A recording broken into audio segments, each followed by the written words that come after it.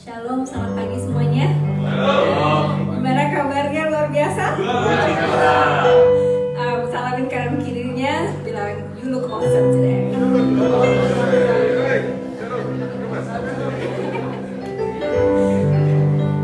Oke, puji Tuhan. Sebelum mulai pagi hari ini aku mau sharing sedikit.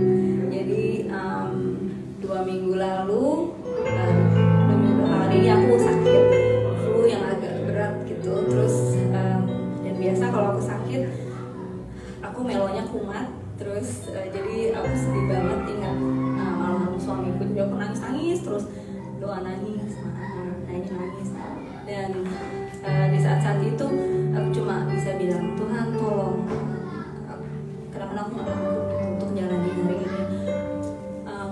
I don't know how to navigate this life without Him.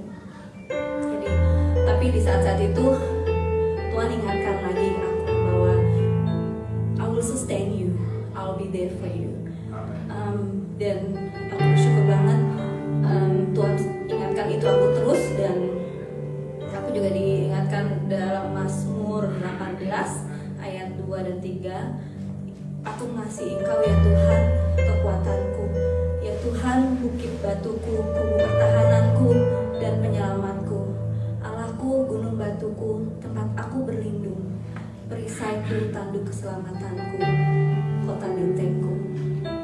Itu yang buat Rema, buat aku. Dan ya puji Tuhan juga Tuhan mengirimkan banyak orang di sekitar aku yang mereka udah tahu aku kayak gimana.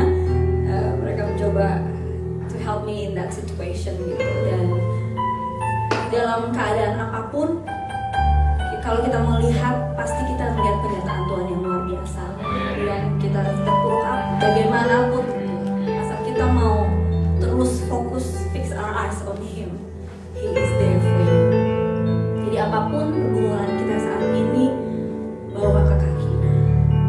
Semua orang punya pergumulannya masing-masing, I believe. Dan semoga apa yang kita lakukan, walaupun kadang kita mungkin merasa nggak mampu untuk bisa berkenan di hadapan. Nah, kita pagi ini mau berdoa. Terima kasih Bapa, terima kasih Tuhan Yesus. Kami ada saat ini Bapa karena kemurahan-Mu. Masih banyak cerita-cerita Tuhan yang kami belum selesaikan. Terima kasih Bapa, Kau yang sertai kami, Kau yang mampukan kami Bapa. Kau yang berikan kami juga hati yang mau diajar terus Tuhan Yesus. Terima kasih kami datang hari ini, pagi ini dengan expectant heart Tuhan Yesus. Kami gak mau biasa-biasa Bapa, tapi kami mau luar biasa bersama Engkau. Terima kasih Yesus. Terima kasih biar Kau temukan hati hamba dalam setiap kami Tuhan. Biar kami memuji memuliakan Engkau dalam roh dan kebenaran. Terima kasih Yesus. Terima kasih Bapa. Thank you Jesus. Kau baik Tuhan. Kau tak dapat lupakan kebaikan yang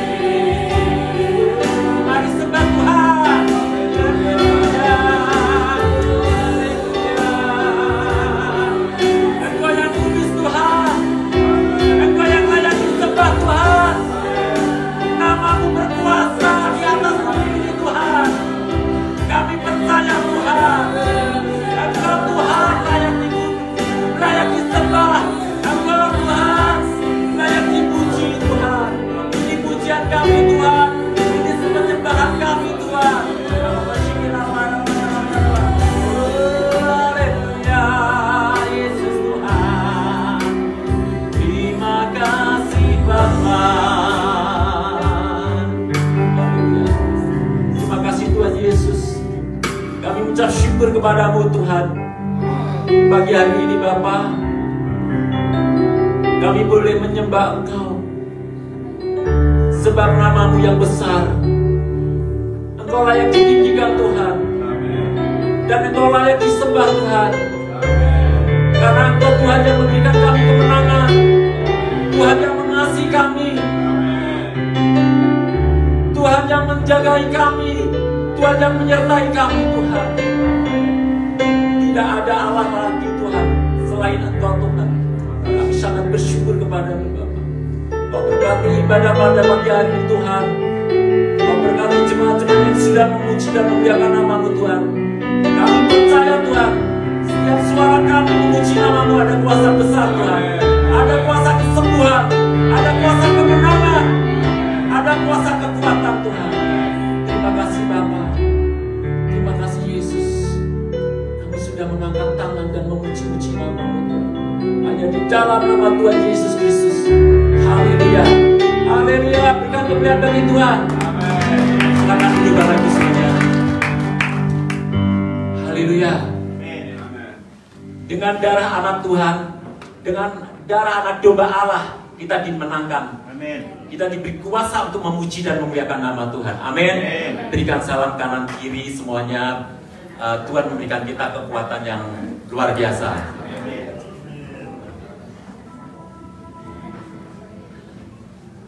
Ada sukacita? Amin. Ada sukacita suaranya? Amin. Mau bangkit berdiri lagi? Haleluya. Ayo bangkit berdiri.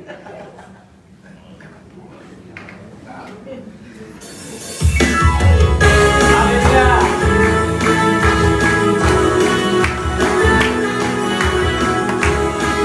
Sekarang kita telah tiba untuk mengalahkan kuasa iblis.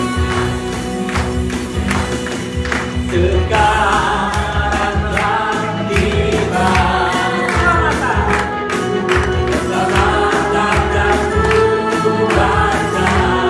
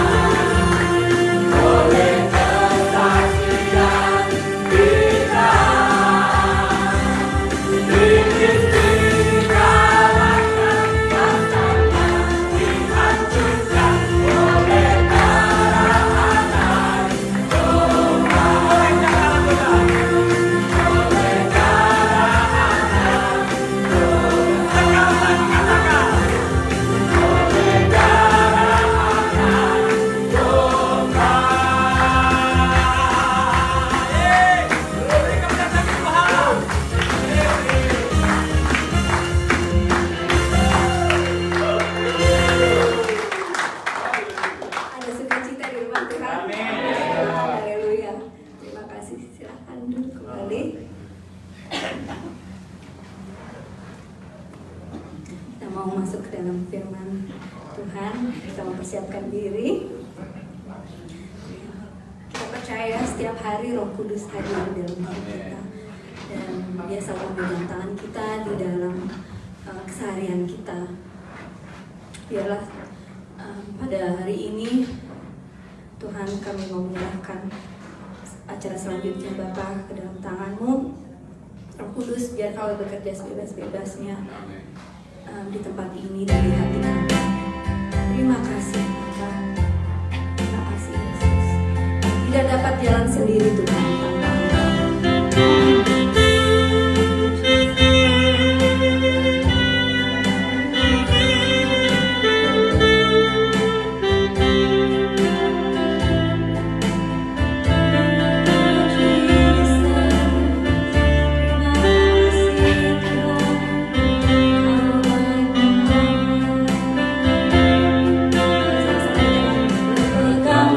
Tanganku, Rohku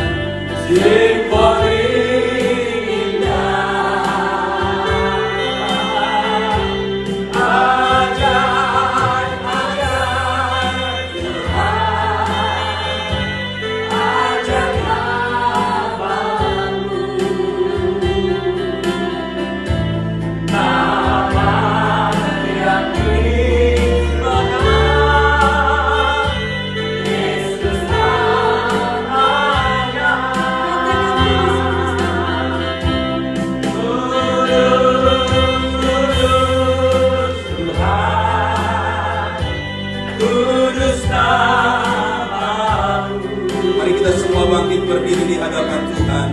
Ku beri syukur dalam simfoni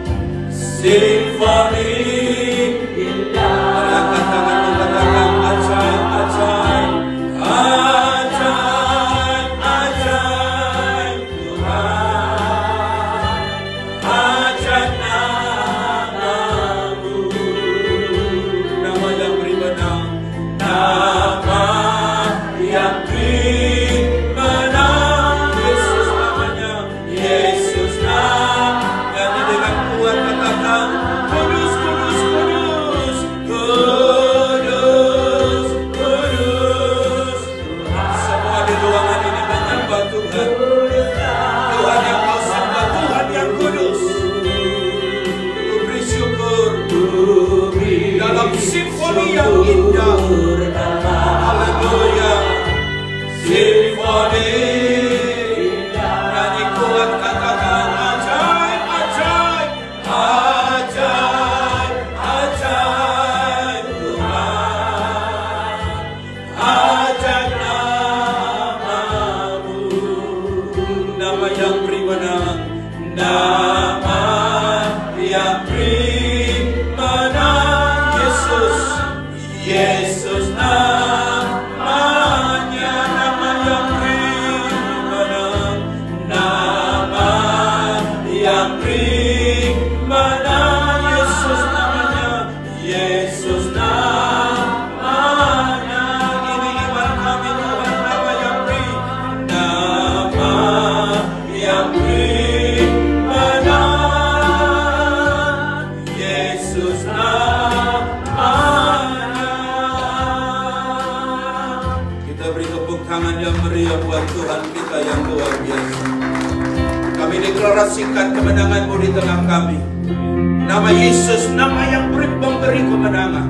Olehnya kami percaya setiap hari-hari hidup kami lewat kemenangan Kristus yang dikerjakan di atas bukit Golgota, itu menjadi kemenangan milik setiap kami.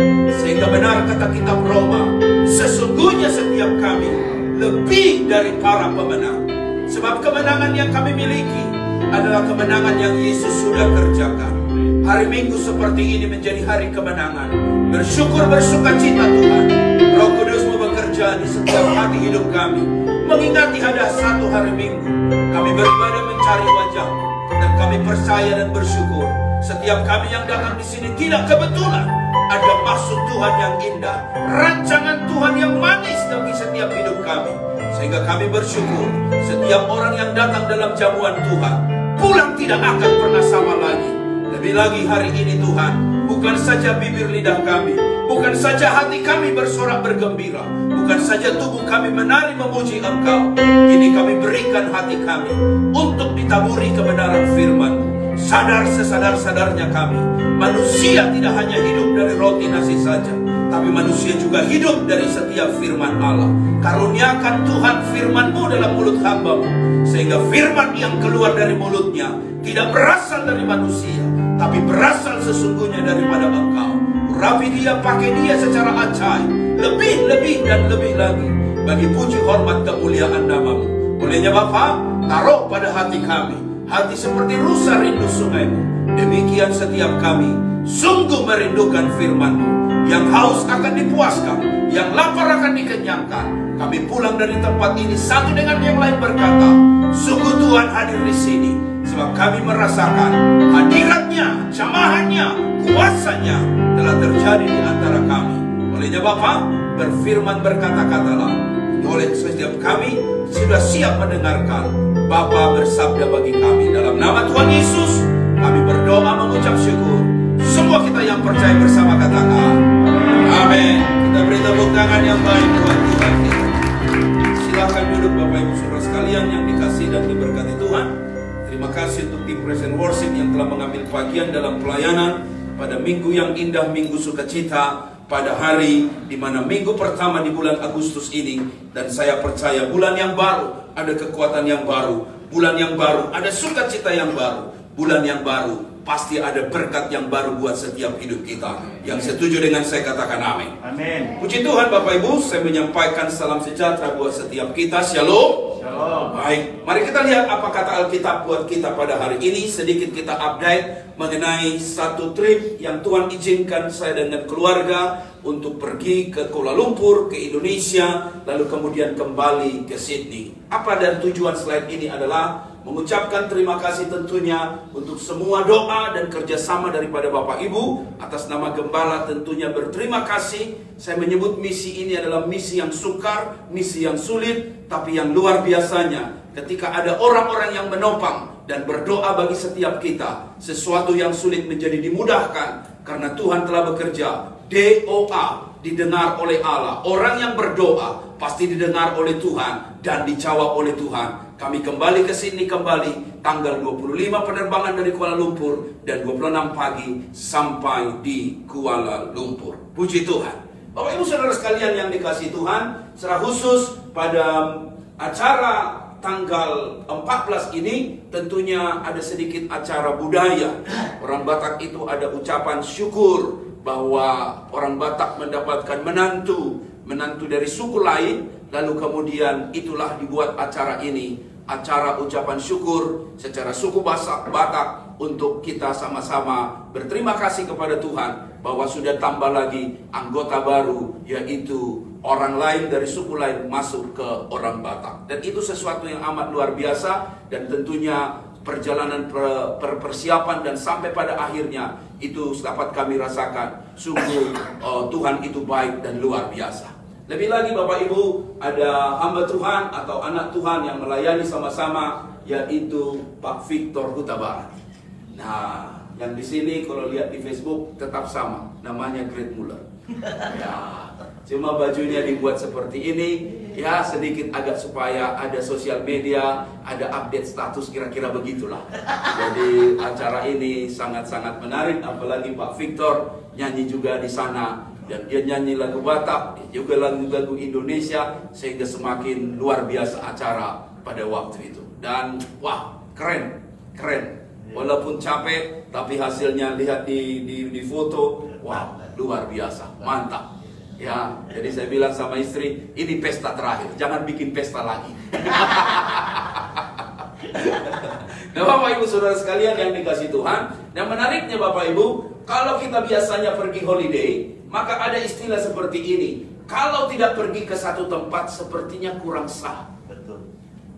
Kalau kita pergi ke Sydney, orang yang ada di Indonesia atau dari negara lain harus bilang begini, harus foto di Opera House, baru sah. Boleh pergi ke Melbourne, boleh pergi ke Perth, boleh pergi ke Adelaide, boleh pergi ke Tasmania. Tapi seolah-olah kalau tidak ke Sydney, foto di Opera House, sepertinya kurang sah. Hampir demikian Bapak Ibu ketika kami pergi ke satu danau terbesar di dunia, danau vulkanik, namanya adalah Danau Toba. Seolah-olah kalau pergi ke sana nggak foto, kurang sah. Lalu kemudian saya dengan anak-anak dan istri foto di sana. Danaunya keren, luar biasa. Ini sebelah Malang, kita foto, mantap, hebat, Danau Toba. Lalu kemudian ketika pergi ke Kuala Lumpur, kalau nggak foto di sana, kayak kurang sah. Namanya adalah Twin Tower Petronas yang ada di Kuala Lumpur. Walaupun cuma foto doang, minimal sah bahwa saya sudah ada di Kuala Lumpur. Buru-buru dari parkiran 3 orang langsung di sana. Mana Ibu Yuli? Ibu Yuli yang ambil fotonya. Saya. Jadi foto di bawah Twin Tower Kuala Lumpur. Dan kalau orang pergi ke Kuala Lumpur bisa foto, tapi orang bilang surga makanan adalah Malaysia. Dan kalau sudah sampai di Malaysia, Musang King pun keluarlah. Ya. Luar biasa. Minta maaf tidak bisa dibawa, cuma bawa yang dalam perut saja. Jadi ini Musang King, udahlah makan sama-sama. Bersyukurnya kita sewa di Airbnb sehingga bisa bawa ke rumah. Kalau di hotel, selalunya pihak hotel melarang untuk bawa durian. Ada istilah itu, yaitu kalau tidak pergi ke sana, kurang sah. Apa yang saya mau cerita Bapak Ibu? Kalau kita cerita tentang hidup Musa yang sudah dikhotbahkan, kelahirannya dan kehidupannya, kalau tidak khotbah kematiannya, seperti kurang sah.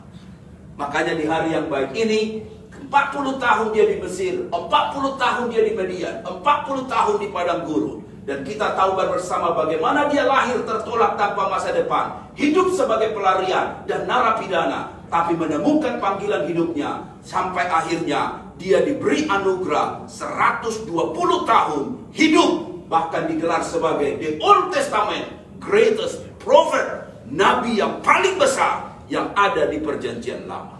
Ayat Alkitab mencatat seperti ini, kita baca bersama-sama. Kematiannya di Gunung Nebo, baca bersama 1, 2, 3. Lalu matilah Musa hamba Tuhan itu di sana di tanah Moab sesuai dengan firman Tuhan, dan dikuburkannya lah dia di suatu lembah di tanah Moab di tentangan Bet Peor, dan tidak ada orang yang tahu kuburnya sampai pada hari ini. Musa berumur 120 tahun ketika ia mati. Apa? Matanya belum kabur dan kekuatannya belum hilang. Kalau kita sudah cerita kelahiran, cerita kehidupan, pasti semua hidup manusia akan berakhir pada kematian. Amatlah sangat lengkap kalau khotbah ini dibentangkan kembali untuk cerita bagaimana hidup Musa itu setelah dia lahir, dia hidup. Dia akhirnya mengakhiri hidupnya umurnya 120 tahun. Tapi yang menarik adalah betul dia dikubur. Dia tidak raib, dia tidak hilang seperti Henok diangkat ke sorga. Tapi catatannya dibilang di sini, tidak ada orang yang tahu kuburnya sampai pada hari ini. Bagi banyak orang pertanyaannya, mengapa sampai demikian? Saya pergi ke Israel, naik ke Gunung Nebo. Betul Bapak Ibu, tidak ada di sana satu batu nisan yang bertuliskan RIP, RIP, Rest in Peace, di mana di situ namanya Moses. Tidak ada. Saya berfoto di sana, hanya ada gambar belakangnya itu patung ular yang dilambangkan bagaimana orang setiap melihat ular itu, maka yang mereka sakit akan sembuh. Demikian Musa meninggikan ular. Kenapa dan mengapa? Itu masih menjadi misteri dari pengalaman atau perjalanan pemikiran kekristenan. Tapi yang hendak saya mau bicara kepada Bapak Ibu pada hari ini adalah ada 3 poin penting yang kita bisa pelajari di dalam masa dia mengakhiri hidupnya. Yang pertama, dia setia kepada panggilan hidupnya. Menariknya Bapak Ibu, tantangan itu banyak. Selalu saya katakan begini, kalau ada susah senang, sakit sehat, dihina dan dipuji, itu biasa. Itu warna kehidupan. Katakan amin. Amin. Kalau engkau sedang hari-hari ini dipuji, jangan bangga. Kadang-kadang orang yang memuji engkau bisa besok memaki kamu. Ada orang di antara yang mungkin hari ini berkata, saya susah. Tapi dengar, susah bukan berarti kiamat. Besok-besok bisa kita jadi senang. Ini perjalanan biasa dalam hidup manusia. Ada saatnya kita dipuji, ada saatnya kita dimaki. Ada saatnya kita sehat, ada saatnya kita sakit. Itu biasa. Tapi yang jelas dengar baik, Musa setia dalam panggilan hidupnya. Ayat kitab Amsal bilang begini, banyak orang menyebut dirinya baik, tapi orang yang setia siapakah yang menemukannya? Tahukah Bapak Ibu, kesetiaan itu sangat penting dalam hidup kita. Kalau kita melihat Bapak Ibu di dalam ayat Alkitab ini, bahwa melayani Tuhan itu sebuah kasih karunia. Katakan kasih karunia. Melayani itu adalah sebuah kasih karunia. Artinya gini, yang tidak layak dilayakkan, yang tidak kuat dikuatkan, yang tidak kudus dikuduskan. Apakah kita terlalu hebat sehingga bisa melayani Bapak Ibu? Tidak. Kita pun ada lemahnya, kita pun ada sakitnya, kita pun ada masalahnya, kita pun ada susahnya. Tapi kok Pak Greg bisa melayani Tuhan? Jawabnya adalah yang tidak layak dilayakkan, yang tidak kuat dikuatkan, yang tidak mampu dimampukan. Itulah kita berdiri melayani Tuhan. Amin. Kalau engkau tunggu kau sehat baru melayani Tuhan, siapapun bisa kerjakan. Kalau kau tunggu kau kuat baru kau melayani Tuhan, siapapun bisa mengerjakannya. Tapi perjalanan kehidupan membuktikan, kalau engkau tunggu kau baru kuat engkau melayani Tuhan, sampai kapanpun engkau tidak akan bisa melayani Tuhan. Karena apa?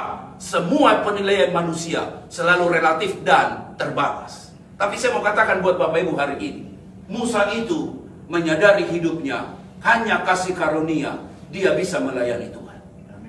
Dia tidak layak sesungguhnya. Saya sudah cerita kepada Bapak Ibu, dia hampir mati, dihanyutkan dalam sungai.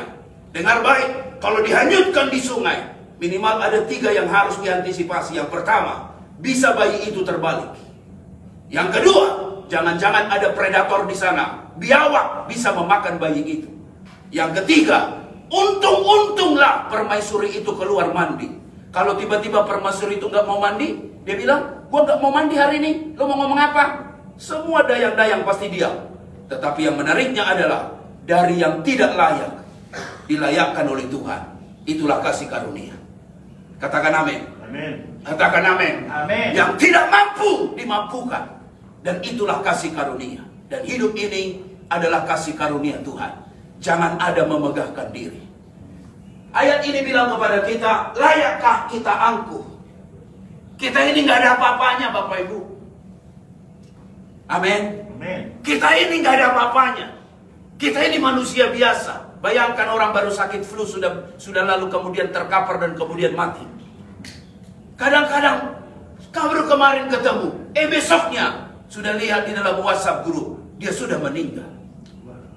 Hidup ini begitu singkat. Bapak Ibu, saya mau katakan, dijauhkanlah hati sombong dari hidup kita. Kalau dikatakan keselamatan itu kasih karunia, bicara kasih karunia, dengar baik, itu bukan hasil usaha kita. Saya melayani di sini bukan karena baik-baik bikin-bikin pandai, tidak. Ini semua karena kasih karunia Tuhan. Amin. Kalau bukan kasih karunia Tuhan, gak mampu berdiri di sini. Karena apa? Melayani Tuhan itu adalah sesuatu yang paling sukar menurut saya. Sehingga ketika orang mau jadi pendeta selalu dibilang begini, mikir dulu.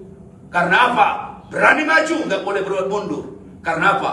Engkau harus menghadapi kesukaran demi kesukaran. Tapi dengar baik, melayani Tuhan itu indah. Karena apa? Itu adalah kasih karunia yang orang lain belum tentu dapat. Tapi kita diberi kasih karunia. Dan itu adalah karena pemberian Tuhan, bukan hasil usaha manusia. Amin. Beri tepuk tangan dulu yang meriah buat Tuhan kita.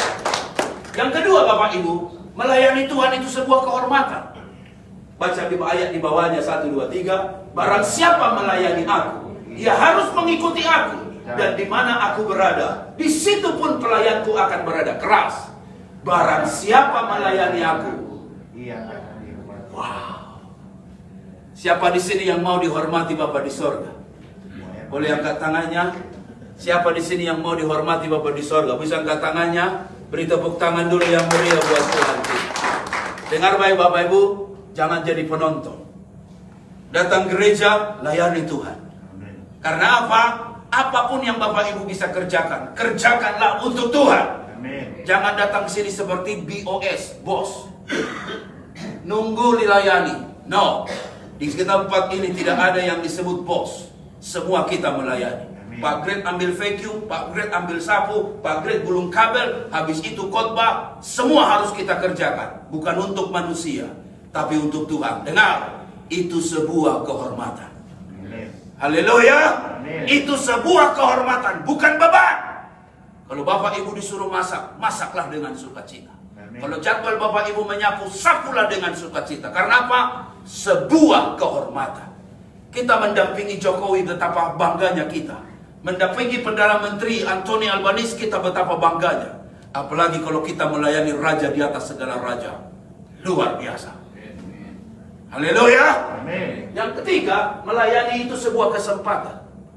Kalau hari ini kau dengar panggilan Tuhan, jangan keraskan hatimu.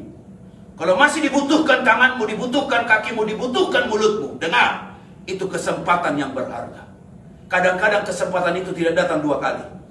Makanya sebuah lagu berkata, hidup ini adalah kesempatan. Pakai kesempatan itu. Ada saatnya kita mau datang, Tuhan pakai aku. Tuhan bilang begini, gua nggak mau pakai lo. Ada saatnya. Dengar apa yang saya khotbahkan ini. Ada saatnya engkau bilang begini, Tuhan, use me, pakai aku bagi engkau. Tuhan bilang, nak gua dengan lihat lo. Gua nggak mau pakai lo. Berarti kalau Tuhan masih pakai hidup kita, sebuah kesempatan. Dan kesempatan itu pergunakan dengan baik. Karena belum tentu dia datang 2 kali. Hari ini kalau kita melayani Tuhan, kerjakanlah itu dengan sukacita. Dan hidup ini adalah kesempatan. Minggu seperti ini masih bisa datang ke gereja. Haleluya, puji Tuhan. Amin. Saya melihat di berita, dunia sekarang banyak bencana alam. Di Spanyol terjadi banjir besar. di China demikian, di Indonesia pun demikian. Sampai di Papua sekarang musim kekeringan yang begitu hebat. Sampai Menteri Sosial namanya Risma itu menangis cerita bahwa di Papua sekarang musim kekeringan yang luar biasa. Air susah, makanan susah. Bahkan mereka harus akhirnya menahan haus, menahan lapar. Karena apa? Musim yang begitu susah. Olehnya Bapak Ibu, masih Tuhan beri kita anugerah di Australia ini. Pakai itu. Karena hidup ini adalah kesempatan. Amin. Amin. Amin. Amin. Jangan bilang tunggu tua nanti. Kadang-kadang tua belum tentu datang. Bisa-bisa di umur 60 kita sudah innalillahi wa innalillahi rojiun. Jangan bilang tunggu nanti kalau saya sudah tua, rambut putih, lalu kemudian pakai tongkat, lalu bilang begini, Tuhan pakai aku. Tuhan bilang, kok mau pakai lo mau ngapain? Disuruh lari aja gak bisa, ngangkat barang aja udah encok, letoy. Justru lagi muda, pakai itu untuk Tuhan. Amin. Jangan tunggu nanti dan nanti. Hidup ini adalah kesempatan. Haleluya. Amin. Beri tepuk tangan dulu yang baik buat Tuhan kita yang luar biasa. Ayat ini bilang begini, melayanilah sesuai karunia. Ada karunianya bernubuat. Bernubuat itu artinya dia dapat sesuatu hikmat dari Tuhan dan menyampaikannya. Dikatakan baiklah kita melakukannya sesuai dengan iman kita. Nah, kemarin kita dihadirkan pendeta Victor Faradnimela, dia punya karunia itu. Saya pun heran kadang-kadang, kok bisa dia tahu ya? Benar Bapak Ibu, di dalam kita mengerjakan pelayanan ini, masing-masing ada karunianya. Jangan iri satu dengan yang lain. Dia dipakai Tuhan dalam kesempatan itu. Dia dipakai Tuhan dalam karunia ini. Ada karunia lain yang juga Tuhan percayakan pada engkau dan pada saya. Haleluya. Amin. Ada orang jadi kepala, ada orang jadi mata, ada orang yang disebut dengan jadi telinga, ada orang yang jadi tangan, ada orang jadi kaki. Artinya masing-masing kita ada karunianya. Dan kemarin Pastor Victor datang ke sini, dia berdoa untuk seseorang di sini. Saya pun kenapa ya? Saya heran. Kenapa dia bisa tahu apa yang menjadi keberadaan daripada orang tersebut? Dia menjumpai lagi ibu di sana, dia berdoa untuk orang itu. Entah mengapalah, saya tiba-tiba panggil Ibu Jessica, saya bilang, Bu, sini Bu, didoakan. Dan ketika didoakan, dia cerita banyak hal. Sampai akhirnya Ibu Jessica tidak tahan, merasakan hadirat Tuhan begitu hebat dan luar biasa. Dan waktu kemarin hari Selasa, sebelum beliau berangkat hari Rabu, kami berjumpa dengan dia dan berdoa. Lalu kemudian dia bilang begini dalam doanya, untuk gereja Jires sedemikian, untuk gereja Narwastu dikatakan, kamu akan dapat tempat yang baru. Tempat yang baru apa? Kami sudah ada di tempat yang baru, bukan lagi tempat baru. Baru kali.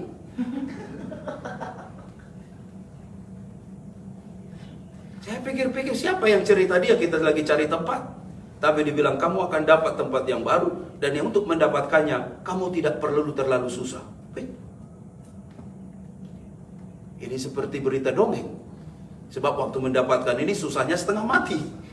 Mengurus ini dan itu susahnya setengah mati. Tapi namanya nubuat. Saya hanya bilang begini, Tuhan, jadi padamu, jadi padaku apa yang Tuhan mau. Kalau Tuhan itu berasal dari Tuhan, saya percaya digenapi janji Tuhan. Dan apa yang datang dari Tuhan tidak pernah salah.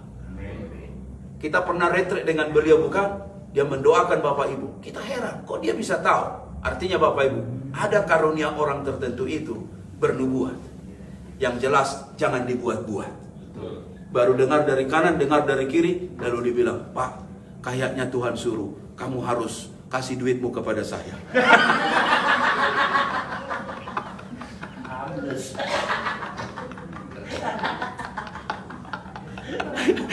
Untuk yang begitu, tanya Pak Greg bagaimana mengatasinya. Bilang dengan dia, Pak, kenapa Tuhan gak ngomong sama saya?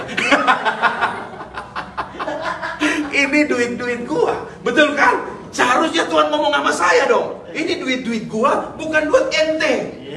Kalau ini duit gua, harusnya Tuhan ngomong, kasih itu kepada hamba Tuhan itu. Ini tiba-tiba ada nubuat yang bilang, itu duitmu yang semua dia ada di rekeningmu, kasih ke saya. Wah, kita pusing-pusing bilang, ini jangan-jangan bukan nubuat, tapi lu buat sendiri. Jadi Bapak Ibu, tapi Pak Pendeta bagaimana demikian? Dengar, kita diberi karunia untuk membedakan roh. Kita bisa tahu ini dari Tuhan atau bukan. Kita bisa tahu ini berasalnya dari sorga atau dari tempat lain. Ini dari suara Tuhan atau suara hati nurani manusia. Yang jelas dengar baik, apapun nubuat yang Tuhan sampaikan, sampaikan itu dengan iman dan untuk membangun jemaat. Dengar, tujuannya bukan mau gagah-gagahan. Tujuannya bukan mau lebih keren bahwa kita ini lebih dekat Tuhan, tapi tujuannya adalah untuk membangun jemaat Tuhan. Dan kalau ada orang yang mendoakan sesuatu yang kok bisa tahu, kita akhirnya terbangun. Oh Tuhan, ternyata Engkau hidup, Engkau nyata. Selama ini sepertinya aku nggak bisa dengar suaramu dan tidak aku tahu, tidak ada yang tahu masalahku. Tapi tiba-tiba kau pakai hamba Tuhan itu membangun iman jemaat itu. Oleh ini saya katakan pada Bapak Ibu, melayanilah sesuai karunia. Ada yang karunianya melayani, ada karunianya mengajar, menasehati, membagi-bagi sesuatu, dan pimpinan, kemurahan. Ada orang punya karunia, sangat suka cita memberi sesuatu.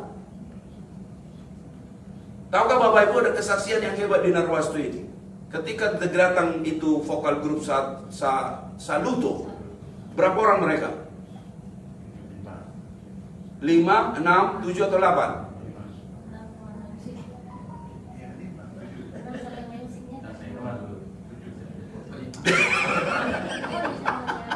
Ini kok jemaat baru ditanya nih, nggak tahu ini berapa orang? 7 orang atau 8?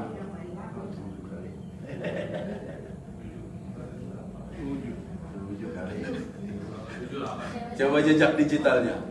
Tahukah Bapak Ibu, tidak jarang, tidak mudah untuk menerima pelawat atau visitor atau pengunjung yang sebanyak itu. Sampai saya bilang sama adik Nanda, Dek, tolong bantu bawa mereka plus Uber X. Karena apa? Siapa yang bisa bawa mereka dari Panania datang ke sini? Semua kita pagi-pagi saya tahu sibuk. Pak Jimmy pun ada apanya, ada bagiannya, ngerjakan ini, ngerjakan itu semua. Karena jarang gereja, apalagi gereja kecil, bisa jadi tuan rumah untuk 6 atau 7. Saya dengarnya 8 orang sama drivernya, mereka bisa masuk sebuah gereja. Betul Bapak Ibu, not easy. Tapi dengan hati yang besar, sekalipun gereja Narwastu kecil, saya hanya punya hati besar. Tuhan, ini jemaat milik, dan yang datang adalah hamba Tuhan. Dan mereka bersaksi, mereka melayani Tuhan. Tentu tahu Bapak Ibu, habis dari sini mereka melayani ke gereja Agape. Dan habis dari gereja Agape, mereka kemudian melayani di One Whitfield. Apa kesaksiannya kepada saya? Dia bilang, Pak Pendeta, terima kasih kami disambut begitu hangat di gereja Narwastu. Sampai dia bilang begini, Pak Pendeta, terima kasih berkatnya yang kami terima luar biasa. Dia cerita dengan satu jemaat bahwa persembahan kasih dari gereja Narwastu lebih besar daripada gereja yang 500-300 orang yang lain. Dia bilang luar biasa kata dia. Tahukah Bapak Ibu, bagaimana bisa persembahan kasih itu banyak? Ada di antara kita yang punya hati yang murah hati. Sampai akhirnya keluarkan duit sekian ratus dolar. Dia bilang, Pak, tolong tambahkan kepada Love It gereja. Dan akhirnya diberikan kepada hamba Tuhan yang melayani itu. Dan dibagi dengan timnya. Ada karunia orang yang sungguh-sungguh sukacita membagi-bagi sesuatu. Haleluya. Amin. Tidak jadi pelit, tidak jadi kikir, tapi melihat satu keadaan, dia bilang, Pak, aku mau sumbang. Sampai saya dapatkan satu telepon lagi dari jemaat, dia bilang, Bu, bisa nggak mic kita itu di-upgrade katanya. Saya bilang, kenapa? Iya, karena Ibu Rista kalau menyanyi suaranya halus seperti Krisdayanti.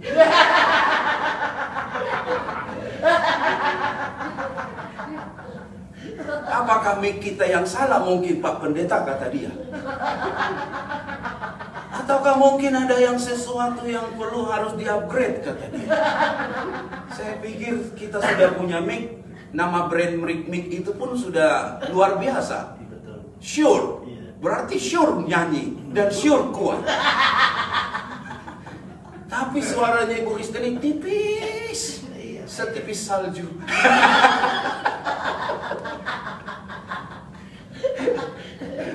Sampai dia bilang begitu. Lalu kemudian dia bilang melalui ibu, tolong minta nomor rekon gereja untuk kita belikan kabel dan kita belikan mic yang proper untuk itu. Lihat baik-baik Bapak Ibu. Ada orang yang duduk di sini yang mengerti Apa tujuan dia, panggilan dia melayani Tuhan. Kalau Pak Greg dia berkhotbah, Ibu Yuli dia menyanyi, uangku pun bisa melayani Tuhan. Ada banyak dititipkan Tuhan rezeki di hidup kita. Untuk kita bilang begini, kita pun, saya pun mau ambil bagian dalam pelayanan di tempat ini. Amin. Amin. Saya tidak tahu uangnya berapa masuk, nanti saya cerita sama Bapak. Ada banyak orang lihat kelemahan orang, ngomongin. Tapi ada banyak orang lihat kelemahan orang, kelemahan sesuatu, dia berani bayar harga. Karena apa? Dia tahu karunianya apa. Haleluya. Amin. Dengar baik Bapak Ibu, ada orang karunianya membagi-bagi sesuatu. Ada karunianya memimpin. Ada yang karunianya siapa yang menunjukkan kemurahan, hendaklah yang melakukannya dengan sukacita. Saya baru pulang dari Malaysia. Malaysia itu luar biasa. Secara khusus karena kami 7 hari, saya rent mobil. Ketika saya rent mobil, saya diberitahu, Pak, harga rentnya sekian. Sampai dikatakan, ini sudah pastor price. Oh, terima kasih. Sangat bersyukur saya katakan. Dan dia adalah seorang anggota polisi di Malaysia. Kemudian saya ketemu dia, siap mau ambil itu mobil. Tahu apa yang terjadi? Tiba-tiba dia bilang, Pak Pendeta, ini mobil Bapak bisa pakai. Kenapa bisa pakai? Saya mau bayar. Saya bilang dengan dia, tidak perlu. Bapak di sorga sudah membayarnya. Amin. Dikasih saya resitnya, ditulis di sana, paid. Siapa yang bayar? Sampai hari ini saya tidak tahu. Tapi dia bilang, Bapak di sorga sudah membayarnya. Saya pakai mobil itu sampai diantar saya ke airport. Sampai dia foto dengan saya. Lalu bilang, Pak Pendeta, terima kasih sudah jadi berkat di sini. Bapak saya juga adalah pendeta. Luar biasa. Bapaknya si polisi itu adalah juga pastor.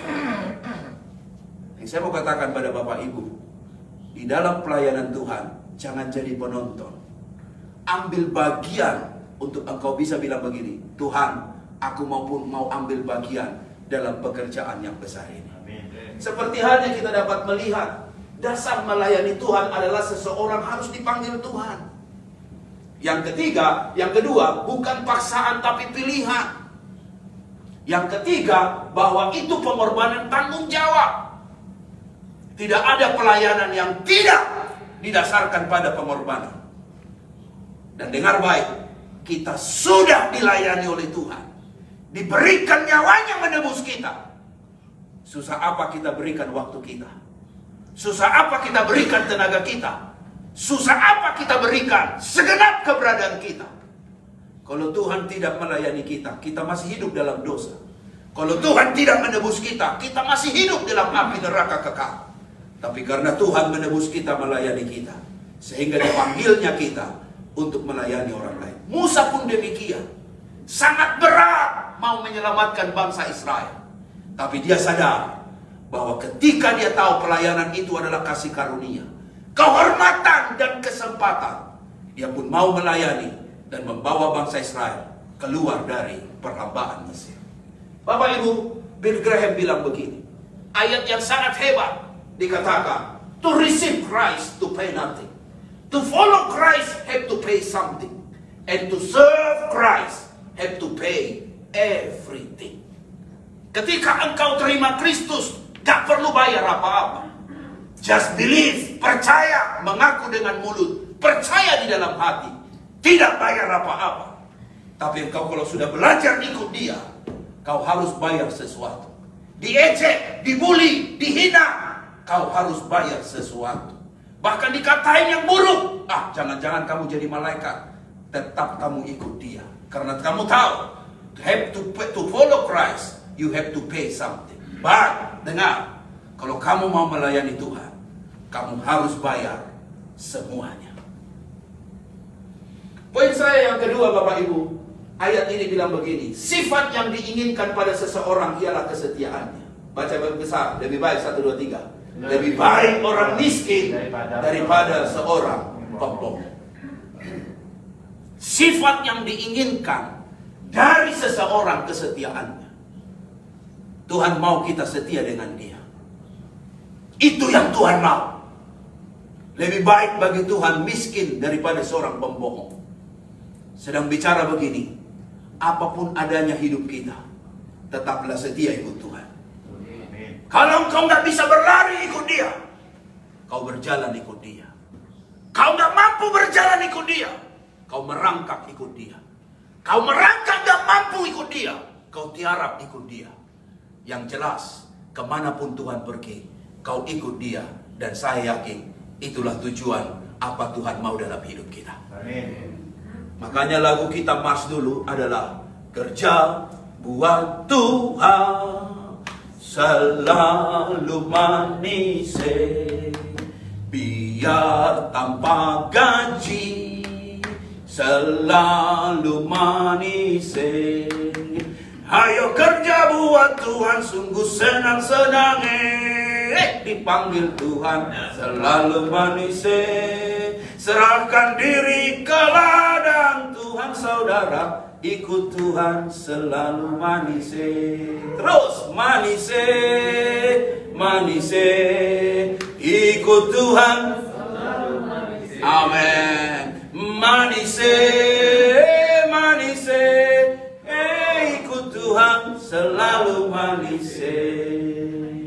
Ikut Tuhan itu gak ada yang lebih indah daripada. Amin. Beri tepuk tangan dulu yang meriah buat Tuhan kita. Bapak Ibu, poin saya yang kedua, teguh berpegang pada prinsip hidup. Musa itu keren. Kenapa saya katakan keren? Bangsa Israel itu dikenal dengan 3 kebiasaannya. Yang pertama adalah bersungut-sungut. Yang kedua apa? Apa? Coba pegang kepalanya, keras nggak?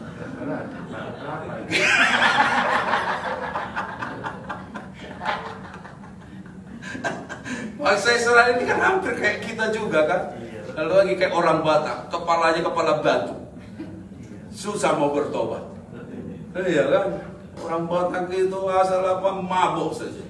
Iya, kalau enggak disuruh ke gereja enggak mau dia. Kalau sudah mati baru dia ke gereja.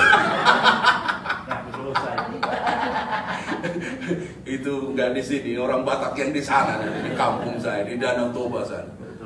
Kepalanya itu keras itu. Iya kan? Di sini ada yang kepalanya keras enggak? Enggak ada ya. Semua keras ya. Disuruh cari Tuhan tidak mau, disuruh berdoa tidak mau, disuruh bertobat gak mau. Itu artinya keras kepala. Bilang dengan sebelah, kayaknya kau itu, bilang dengan dia.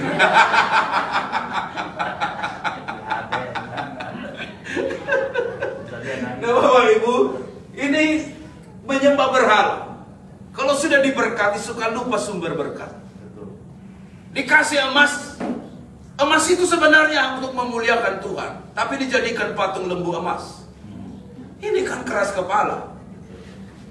Tahukah siapa yang memberi emas buat mereka? Orang-orang Mesir yang hatinya digerakkan Tuhan, supaya mereka pulang dengan tidak kosong, tangan kosong. Ketika mereka keluar dari Mesir, ada hati-hati yang digerakkan orang Mesir kasih emas. Tapi aneh, namun nyata, emas yang diberikan bukan untuk Tuhan mereka kembalikan, tapi emas itu ditempa, dibuat menjadi lembu emas. Kan kurang ajar. Hampir sama dengan hidup manusia pada akhir ini. Sudah diberkati Tuhan, Alkitab sudah menyatakan kebenarannya, bisa lupa akan Tuhan. Itu saya katakan, bangsa ini bersungut-sungut, keras kepala, menyembah berhala. Ayat ini bilang, sebab apalah kami ini, maka kamu bersungut-sungut kepada kami. Sampai Musa berkata, sungut-sungutmu itu bukan kepada kami, tapi kepada Tuhan. Ada satu ayat bilang begini, baca keras 1, 2, 3. Lebih baik tinggal di padang gurun daripada tinggal bersama-sama istri yang suka bertengkar dan bermarah. Lebih baik tinggal di padang gurun sama ular padang gurun daripada tinggal sama istri yang bagaimana? Suka nyap.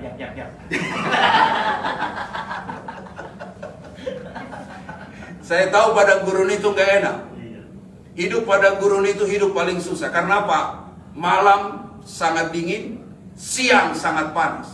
Itu menyebalkan. Tapi jauh lebih menyebalkan tinggal dengan pasangan yang kerjanya bertengkar dan sukanya marah.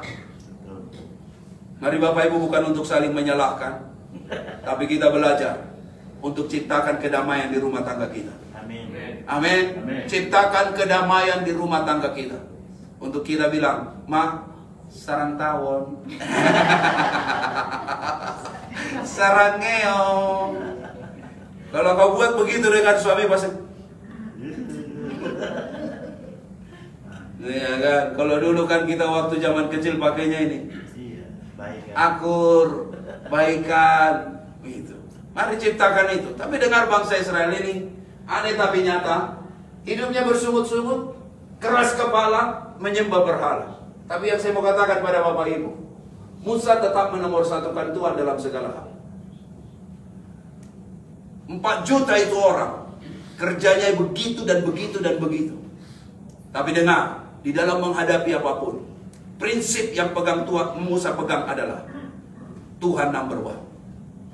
Ketika bangsa Amalek menyerang, dia bilang sama Yosua, pilih orang-orang yang akan berperang. Tapi aku dan Harun dan Hur akan naik berdoa dan mengangkat tongkat ini. Sedang bicara begini, apapun yang kita alami dalam pelayanan, dengar baik, andalkanlah Tuhan. Amin. Prinsip dalam hidup kita, nomor satukan Tuhan. Tahukah Bapak Ibu, apa yang membuat kau kuat hari-hari ini? Bukan, ya I know Tuhan, I know Tuhan. Tapi dengar, yang membuat kau kuat hari ini adalah karena kau punya prinsip. Kalau kau sudah punya prinsip, pegang itu. Dan hari ini firman mengajar kita, prinsipnya adalah Tuhan nomor satu. Saya bangga dengan Bapak Ibu untuk tetap bilang begini, hari Minggu saya akan tetap ke gereja. Saya bilang begini, hebat, amalkan itu terus, kemanapun engkau akan berhasil. Amin. Karena orang yang menomorsatukan Tuhan, dengar, Tuhan akan tahu mengangkat orang itu. Ada banyak tawaran di dunia ini. Makanya hari Minggu selalu saya katakan, singkirkan semua cucian, singkirkan semua amarah. Saya dengan istri selalu bilang, ketepikan semua ego, dilarang berantem hari Minggu harus ke gereja. Karena apa? Tuhan mau lihat hati kita. Kalau kau belajar menomorsatukan Tuhan, tidak perlu kau ragu yang lain. Musa, dia tahu, number one, not mertua. Number one, not mother. Number one, not wife. Number one, not family. But number one is Lord. Yang kedua, saya melihat Musa sangat mengasihi bangsa Israel. Bahkan sangat mau dia namanya dihapus dari kitabnya Tuhan. Pernah dia bilang begini, tetapi sekarang kiranya engkau mengampuni dosa mereka itu, dan jika tidak, baca keras, hapuskanlah kiranya namaku dari dalam kitab. Saya belum pernah ketemu pemimpin yang begitu mengasihi umatnya seperti Musa. Belum ketemu. Ada nama-nama Nelson Mandela, Mahatma Gandhi, Siddhartha Gautama, ada nama-nama Sai Baba.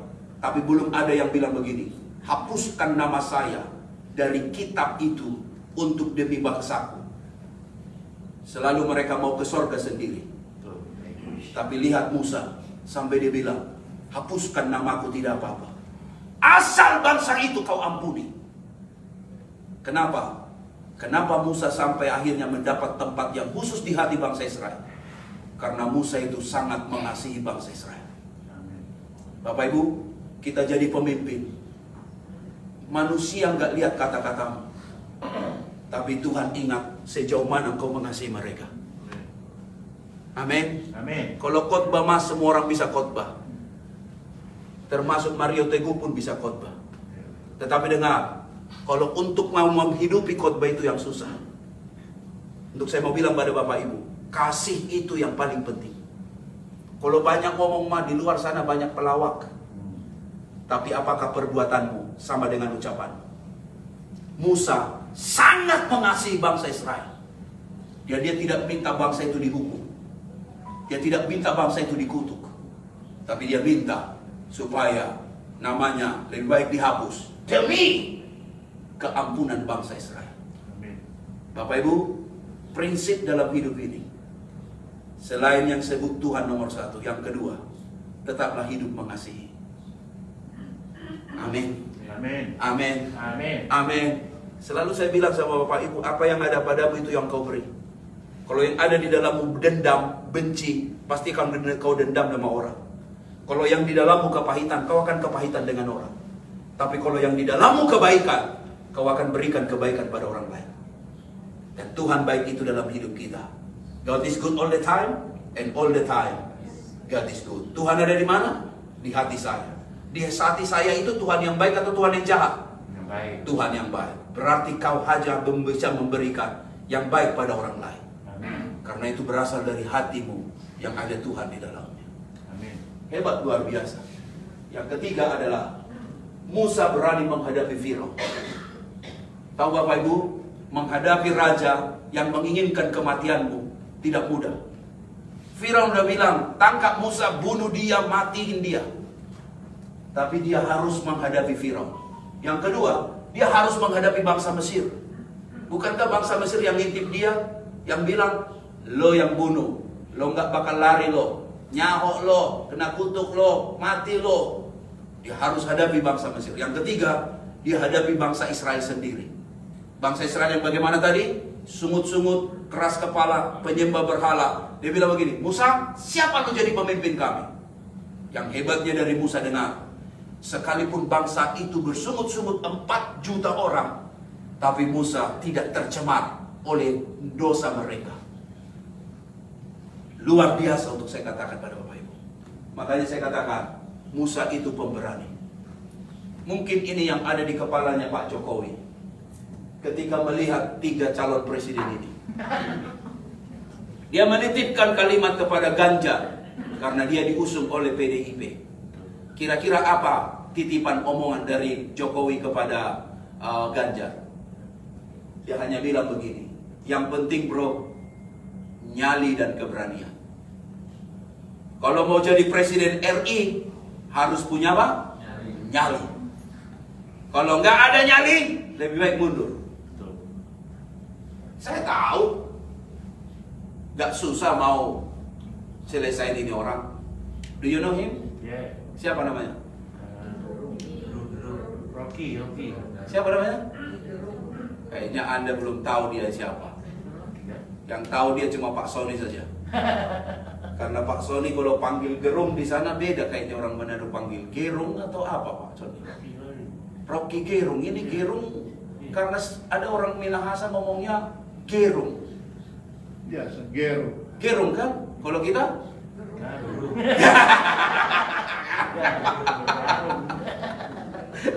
Soalnya orang-orang Minahasa marah sama dia. Bukan saja orang Minahasa, orang Dayak pun marah sama dia. Bukan saja orang Dayak, orang-orang yang di Jawa pun marah sama dia. Dan kemarin saya baca lagi, orang-orang Minang pun marah sama dia. Sampai dibilang, masa akademisi ngomongnya gitu? Apa nggak ada diksi yang lain? Dia bilang apa? Ini kan jahat nih. Bajingan ngomong tentang Tanjung. Kayak nggak ada sekolah. Nggak ada pendidikan. Dia bilang apa? Ini tujuan saya kan ngomongnya ke pribadi. Whatever. Tapi udah nggak sopan. Sampai Mahfud MD bilang begini, berbahasalah berbahasa Indonesia yang sopan dengan budaya keindonesiawan. Betul. Masa ada kalimat seperti ini? Tapi namanya suhu politik lagi memanas. Tapi akhirnya Rocky Gerung ini akhirnya minta maaf. Baru saja Muldoko dan angkat bicara. Mau kelar ini orang. Tapi yang saya mau katakan, dengar baik Bapak Ibu. Jangan jadi pemimpin kalau nggak ada nyali. Kalau mau jadi pemimpin harus ada nyali. Apalagi memimpin Indonesia. Dan Musa memimpin bangsa Israel. Kalau nggak ada nyali, udah tewas duluan. Nggak gampang Bapak Ibu. Menjadi seorang pemimpin, dia harus berani. 3 prinsip ini kiranya menginspirasi kita. Yang pertama, nomor 1 kan Tuhan. Yang kedua, tetap miliki kasih. Yang ketiga, berani ambil keputusan. Saya mau itu ada dalam hidup kita. Khususnya kita pemimpin-pemimpin rumah tangga. Amin Bapak Ibu. Amin. Amin Bapak Ibu. Amin. Jangan bapak-bapak sama kecoa aja takut. Bapak ketemu kecoa, aduh. I know kecoa bagaimana di dalamnya. Siapa yang post itu? Iya, I know. Tapi masa Bapak takut sama kecoa sih? Gimana kalau tikus datang? Ada. Mami.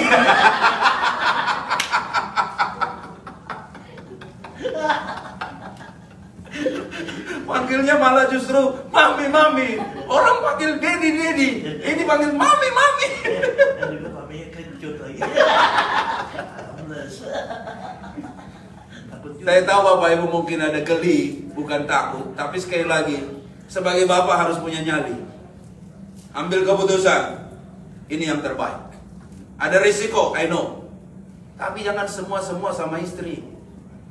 Bapak pemimpin, Bapak imam. Seringkali istri saya bilang gini, tanya Dedi. Tapi nggak semua saya harus selesaikan. Kadang saya bilang untuk menghormati istri. Yang ini harus tanya mami. Tapi dia tahu keputusan Dedi itu sangat penting. Bapak-bapak jadi pemimpin harus punya nyali. Jangan takut menghadapi hidup ini. Haleluya. Amin. Saya tahu sekarang krisis finansial sangat tinggi. Mana-mana mahal. Hidup susah. Semua orang cerita itu. Di warung-warung, di toko-toko, di WhatsApp grup. Semakin susah. Tapi kita harus berani menghadapi kenyataan ini. Jangan mundur. Amin. Amin. Sekalipun mungkin harus ada yang dipertaruhkan. Untuk kita bilang gini, Tuhan beri aku hikmat. Untuk aku dapat membesarkan 2 orang anak ini. Dan saya yakin Tuhan punya hikmat yang luar biasa. Menolong kita. Untuk kita bisa tetap survive. Di hidup yang begitu struggle akhir-akhir ini. Sangat bodoh ada orang bunuh diri kiri kanan. Udah merasa nggak ini. Akhirnya pinjam online. Utang kiri, utang kanan. Hidup semakin susah. Tapi hari ini saya encourage Bapak Ibu. Jadi pemimpin. Jangan takut menghadapi kenyataan hidup. Kita masih ada Tuhan. Haleluya. Amin. Beri tepuk tangan dulu yang meriah buat Tuhan kita yang luar biasa. Kalau ada masalah jangan nambahin masalah. Kita menyelesaikan masalah yang ada. Kalau itu kuasa si setan, usir setannya. Dalam nama Yesus, setan keluar. Sampai bilang itu dengan setan. Setan, kalau tidak kau keluar, aku yang keluar. Kok bisa Pak Pendeta begitu? Bisa untuk kita bilang, setan, kau yang keluar atau saya di sini. Kalau kau masih di sini, kau yang bayar rent.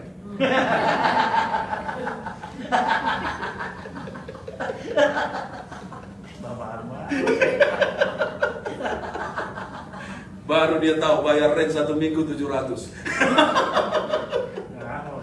Not easy. Bapak Ibu, poin saya yang terakhir, yang ketiga. Ia mempersiapkan penerus hidupnya. Musa ini keren. Dia meninggal, saya tahu, finishing well. Karena apa? Pemimpin melahirkan pemimpin. Dia mendoakan, memberinya penumpangan tangan ke atas Joshua. Bapak Ibu, dikatakan dalam kitab Amsal begini, bahwa pemimpin melahirkan pemimpin. Yesus memuridkan, melatih, memperlengkapi, membagi hidupnya untuk mereka diutus. Itu Yesus Tuhan kita. Dia melatih pemimpin. Dia melatih pemimpin. Cuma 12. Tapi 12-nya jadi pemimpin.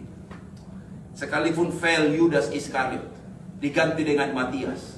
Tapi dengar, Tuhan melatih mereka, membagi hidupnya untuk mereka jadi pemimpin. Ada kekristenan sekarang karena ada 12 pemimpin yang keren dan hebat ini. Ayat ini bilang begini kepada kita, bahwa mana di dalam kitab Amsal tadi di bawah pengulangannya. Sebab itu ia yang mendengarkan, dia melakukan seperti itu. Bahwa seorang baik, dia memperhatikan warisan bagi anak cucunya. Sekali lagi Bapak Ibu, kebesaran Musa justru ada dalam kehidupan Yosua. Dia melahirkan seorang pemimpin yang hebat. Trip saya ke Indonesia, ke Malaysia menjadi sesuatu yang menarik. Bukan saja jalan-jalan, makan-makan. Saya tahu memang timbangan naik. Sampai saya cari timbangan yang dia ikut saya, bukan itu timbangan ikut saya. Saya timbang masih naik. Saya mau cari timbangan yang dia ikut saya, bukan saya ikut dia. Cari kiri kanan nggak ada. Naik lagi juga.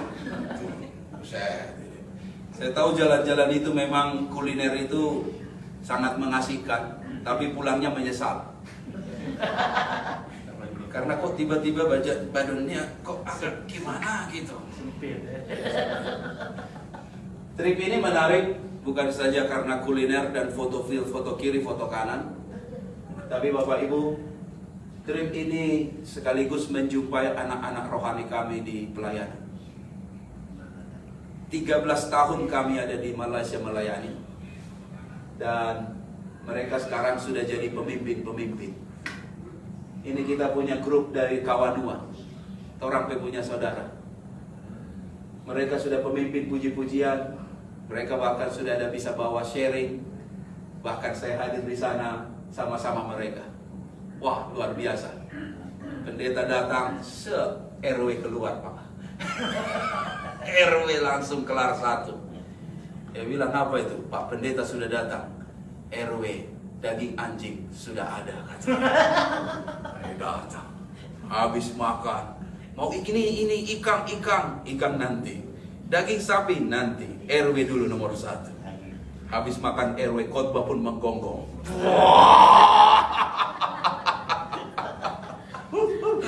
Dia punya rica luar biasa. Sampai ini bosnya nih, dia bilang begini, ini apa jadi nih? Pak Greg datang, sudah 20 tahun saya tidak lihat RW, kata dia. Baru Pak Pendeta datang, RW sudah ada di sini, kata dia. Karena dia ini pecinta anjing. Jadi sambil dia pegang anjingnya, dia lihat saya makan. Dia pikir, itu kawan saya kau makan.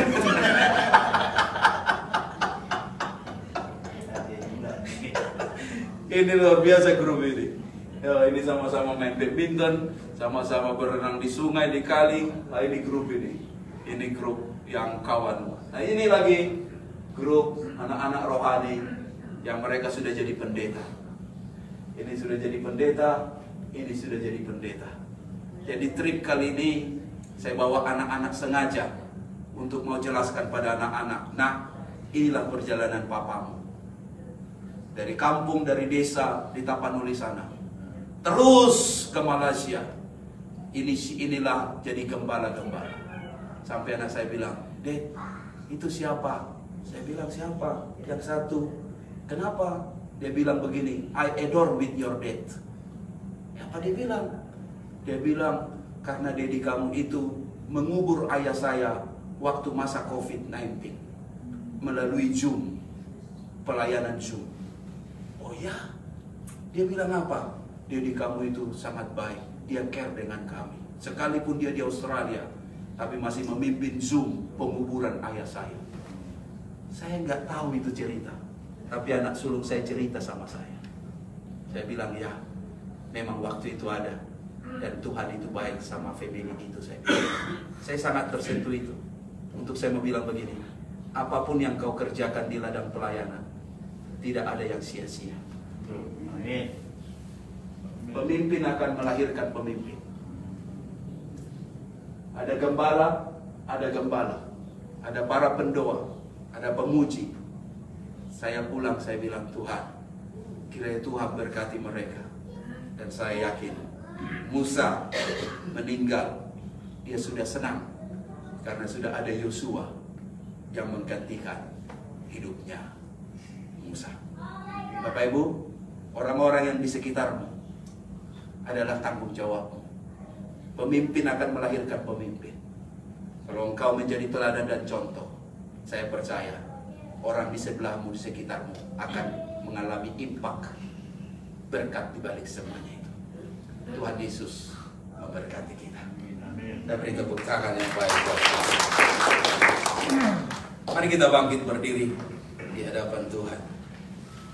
Nyanyikan pujian kita kepada Dia dan perjamuan kudus.